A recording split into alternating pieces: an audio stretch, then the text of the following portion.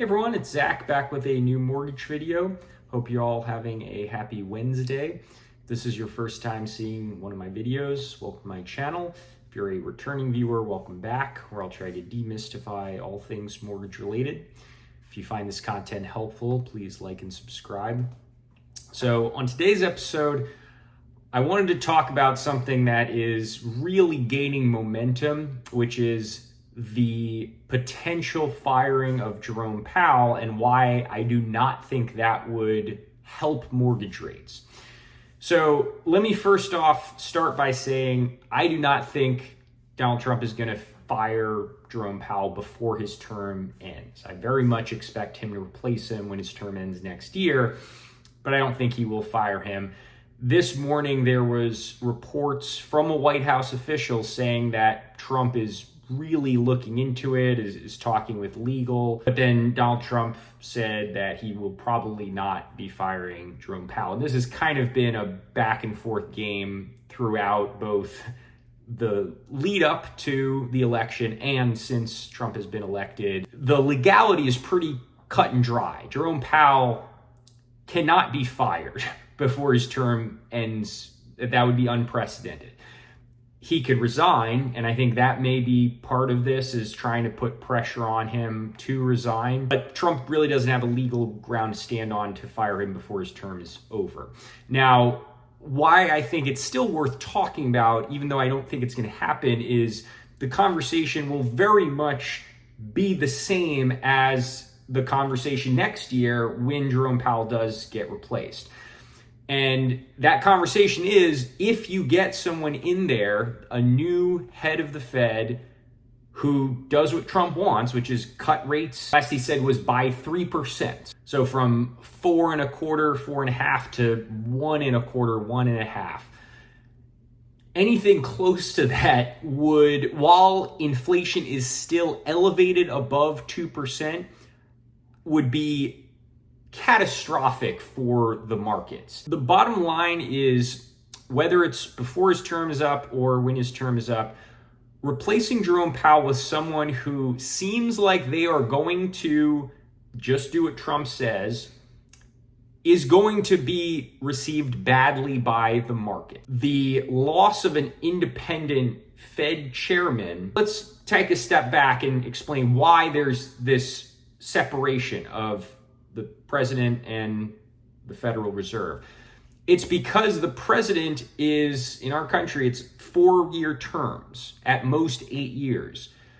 The Fed chairman is supposed to think in a longer term method and do things that are not always the most popular. If the president is suddenly in control of the Fed, they are going to do things that are going to be politically popular but may not be good in the long-term interest. And in this case, cutting the Fed rate to next to nothing while inflation is still high is only going to lead to higher and stickier inflation. The case study to look at, if you want historical evidence of this, is the 70s. In the 1970s, you had inflation and then it started to come down a little bit. The Fed took their foot off the gas and cut rates, and then it came back up higher than it was before, and it took probably the most acclaimed Fed chairman of all time, Paul Volcker, hiking rates to a crazy rate, 4 times higher than the peak that we've had under Powell, which caused a recession to eventually get inflation to come back down. So I 100% think if we do not have inflation below 2% before we start getting rate cuts, massive rate cuts, I think that is going to lead to more persistent and higher inflation than we've even seen in the past 3-4 years.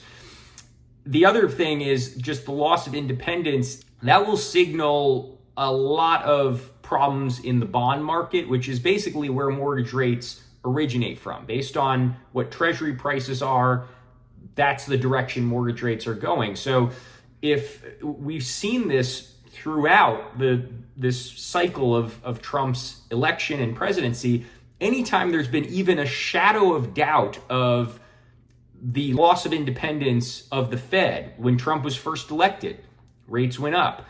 When Jerome Powell, like 2 days later, made it very clear he is not going to step down and reiterated the independence of the Fed, mortgage rates got better.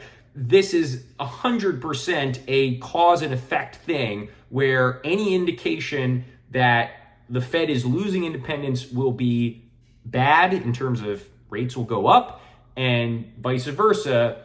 If Trump appoints someone who is going to remain independent, that will be a positive thing for the markets. So again, I've shot videos like this. I won't go super in depth on this point, but again, the Fed rate is not what matters for mortgage rates. A cut of 3 percentage points does not mean we're going from 7% interest rates to 4% interest rates. The 10-year treasury is much more of a direct correlation with mortgage rates. And again, in this case, any loss of independence with the Fed, regardless of what happens after that, is going to be bad. If you have any questions or comments, shoot them below, or feel free to call, text, or email me. But thanks for tuning into this video, and I will see you next time.